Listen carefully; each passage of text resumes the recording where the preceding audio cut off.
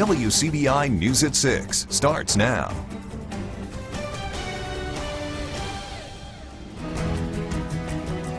Good evening, everyone. Thank you for joining us. We begin with breaking news tonight. Firefighters from several departments are on the scene of a 200-acre brush fire.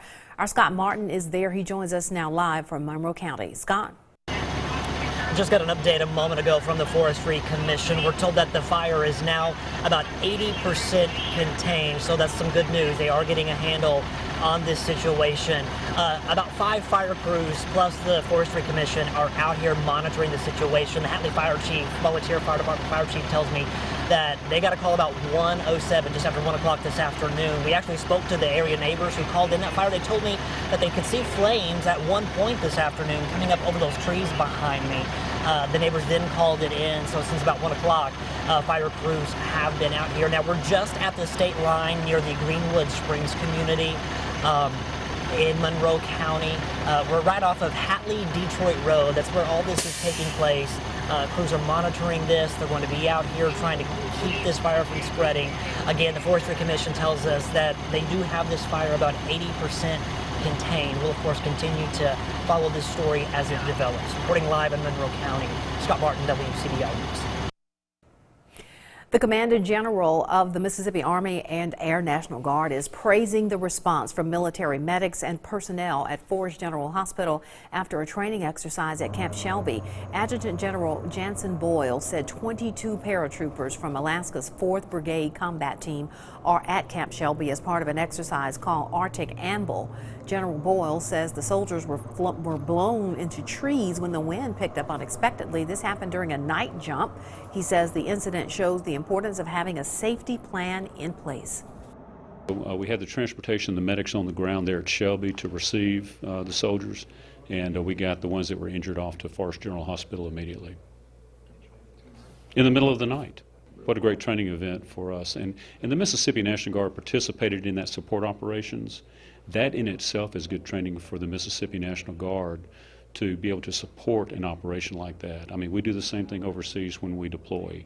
Our medics are there for soldiers who are doing difficult things overseas. About 650 soldiers were taking part in that jump. All of the injuries are reported as non-life-threatening. Most of the injured are expected to be back on duty soon.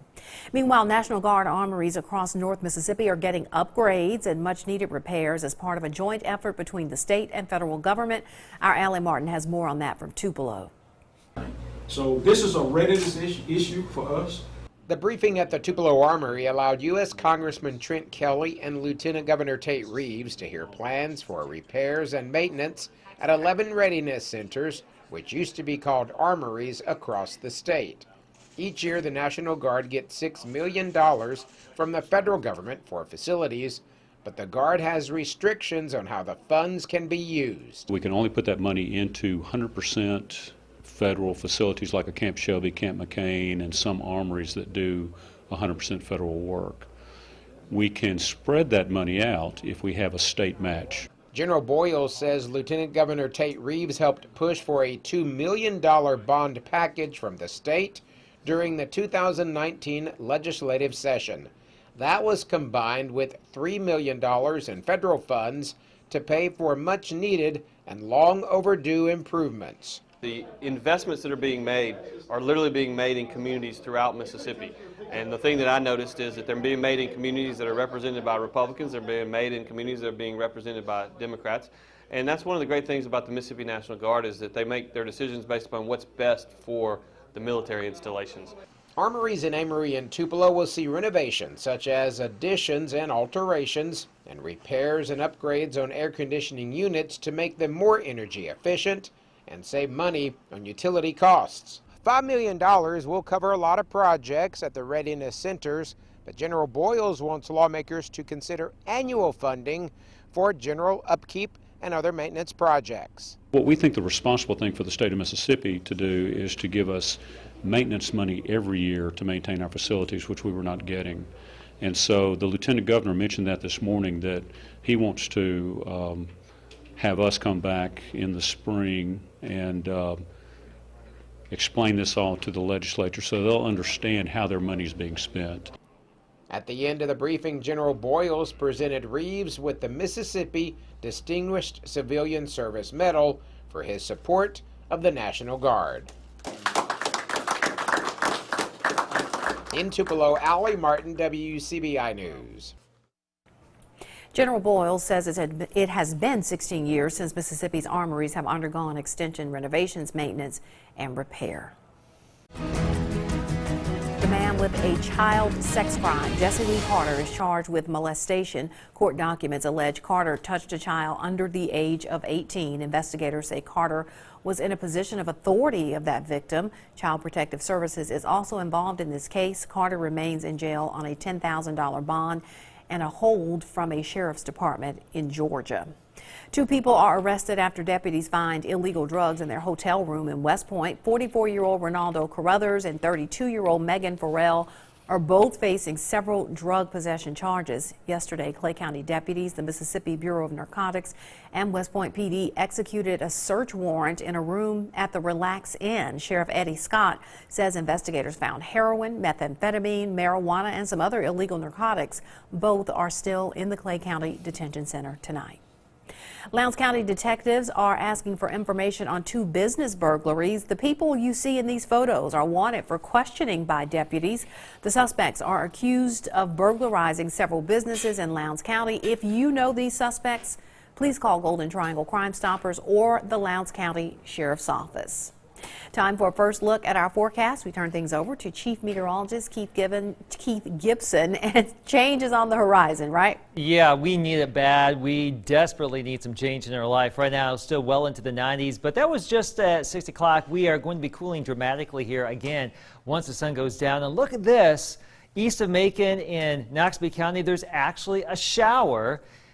We usually don't obsess about showers, but when we've had no rain for so long, we are obsessing about one rogue shower. But that's really about it for this evening. You can see with Futurecast going through the night, a lot of the action will dissipate here. We really missed out on a lot of the moisture today, sadly. We're looking at some 70s later this evening, upper 60s to low 70s tonight. A couple more hot days before fall returns. We'll talk about it coming up.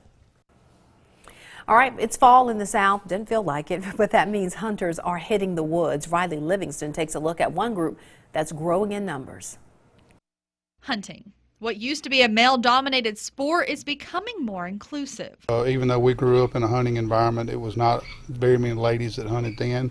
But my own daughter, which is 19 now, she did grow up hunting, and she has hunted. It's not her priority, but she still loved being outdoors and doing that. His daughter is not alone. Between 2001 and 2013, there was an 85% increase in registered female hunters, according to the NRA. Lou Wyatt says that increase may have to do with family dynamics. Back in the day, it used to be just the guys who would go out hunting.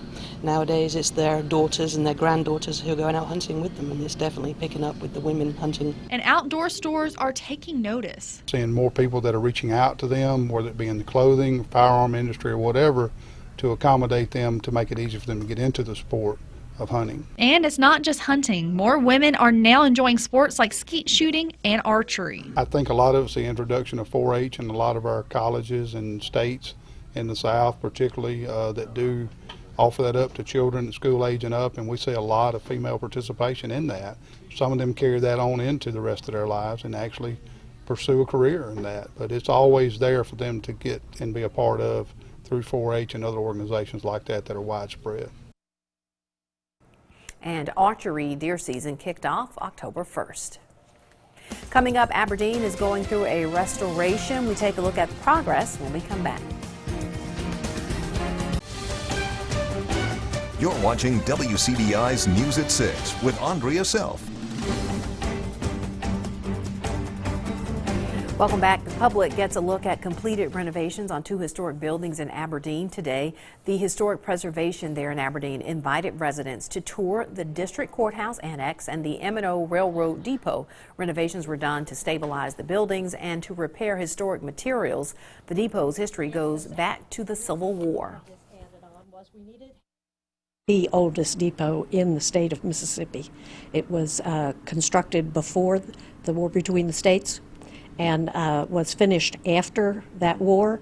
It connected this city to the north and the south after the war. The depot was completed in 1870. Grants and funding from the Mississippi Department of Archives and History helped with the renovations. All right, here's a live view with our Off Insurance Camera Network. A pretty nice sunset there, and we actually have one rogue shower currently in place. A better chance of rain in a few days, along with some cooler air. More after the break.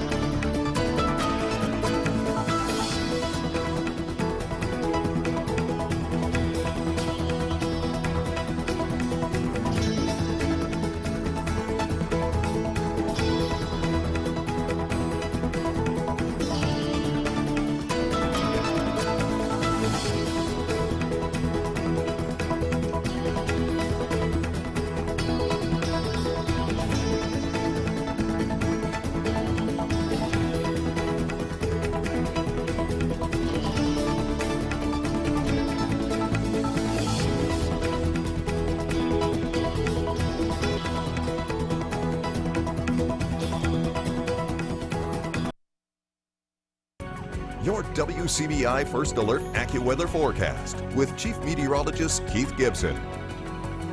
Well, I tell you, friends, we have had just a string of record highs across our region. Again, 99 in Tupelo. This was the same story yesterday, and that tied the all-time high of October set just yesterday, which, of course, we broke the old high yesterday from the day before. So it's hot. Our Tupelo time-lapse, Vernon, Durham's Pharmacy, Louisville, Mississippi, and Columbus. You can see some building clouds out there. We've had a couple of isolated showers in the region. Tomorrow, probably not as hot, but still warm, well above average. Mid-80s to low 90s across the northern tier of the area. Winds from the north and northeast 5 to 15. Low humidity. Dangerous burning conditions tomorrow. So just heed the burn bans that are in effect out there. It's going to be another warm day around here. Very dry vegetation drying out each and every day, since most of us have not had much rain over the last 5-6 weeks. So there you have it across Mississippi and Alabama. It's looking like a very warm day. High school football tomorrow evening is looking great. And then for the college game here in Oxford, Saturday evening, Vanderbilt coming to town. We're looking at some great weather with temperatures falling into the 70s during the course of the game. So that's a nice little change of pace. A night game, some drier air coming on in. Looking great there in Oxford this weekend. So very warm here in the southeast. Summer holds on, but notice fall not too far away. It's 67 in St. Louis, 48 in Minneapolis. There is some cooler weather out there, and eventually it's going to get here by early next week. But this first front is very weak. We've seen some showers and thunder showers around the region today. Those fade away tonight. Tomorrow, partly cloudy, warm, dry. As we get into your Friday evening, again, great weather for high school football. Saturday, we're keeping the forecast dry, probably lower 90s, but this model indicates the chance for a shower or thunder shower at some point. Again, can't rule it out. We'll take anything we can get, but Sunday into Monday, here comes that stronger cold front that will actually give us some rain potential. And models suggest anywhere from 1/4 inch to maybe over an inch in some spots here in the region. That would be the most significant rainfall we've had in well over a month. Lows in the upper 60s to around 70 tonight, back into the upper 80s to low to maybe mid-90s again for tomorrow. Another warm day for us. Warm Saturday, 94, 88 with a 40% chance of rain Sunday, 73 Monday, some showers and storms around. Low 50s Monday night and Tuesday night. More seasonable next week, and by the end of next week, another fall front. Something to look forward to. Mississippi State men's basketball gears up for a brand new season. More from head coach Ben Howland when we come back. Your WCBI Sports with Courtney Robb is brought to you by your local Ford dealers. Go further. It was early February when Mississippi State guard Nick Weatherspoon was suspended indefinitely for a violation of team rules and missed the remainder of the 2018-2019 season. As the Bulldogs get set to begin the new season, head coach Ben Howland said at Media Day that Weatherspoon has been named the starting point guard. However, Weatherspoon won't be making his appearance at that role right away. Howland said that Weatherspoon is expected to miss the first 10 games of the season. Nick Weatherspoon is in the best condition of his life. He just had a 42-inch running vertical measured the other day, which is, amazing. So I'm really excited for Nick. He is our starting point guard. But the first 10 games that he'll miss, we'll start Tyson Carter there and back up with Iverson. And Iverson's coming along. He's improving every day and learning that position, doing a really good job. After losing tons of experience to graduation in 2019, Mississippi State women's basketball was able to retain some of that experience with Jordan Danbury's fifth-year approval by the NCAA. Danbury's approval came back in late August, much needed after losing center Tiara McCowan, forward Onreal Howard, and guard Jasmine Holmes. Head coach Vic Schaefer said at Media Day that Danbury has been a huge addition to his much younger team. Jordan, in her month that she's been back, has been sensational, doing a great job trying to lead this young team, and she does it in every way you can think of, on the court, off the court, verbal. She's just been a real blessing, and we're really fortunate to get her back, and really, again, complimenting our compliance office for being able to do that. Ole Miss men's basketball spent Wednesday evening sinking shots. However, it wasn't for practice. Head coach Kermit Davis and his squad were making baskets in a new initiative to help #SinkCancer. The new Coaches versus Cancer initiative, called Make Kermit Pay, invited students out to make baskets, and Davis agreed to pay for it. It was $10 for each free throw and $500 for every half-court shot made. Davis finished out the night by writing a check for $10,043. Davis said he plans to make it a yearly event. We're going to make this a tradition. Maybe raise maybe a little over $10,000, which is terrific. We've all been touched by it.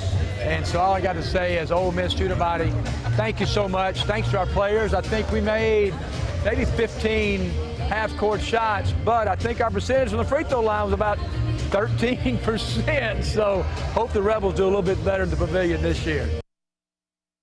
Coming up tonight on WCBI Sports at 10, highlights and scores from some Thursday night football action. 7th-ranked Northwest will be at 3rd-ranked EMCC for a top 10 matchup in Scuba. Itawamba looks for its second win of the season as the Indians play host to Holmes. And last but not least, the Cross Creek rivalry, Nanaoya facing off against Noxapater.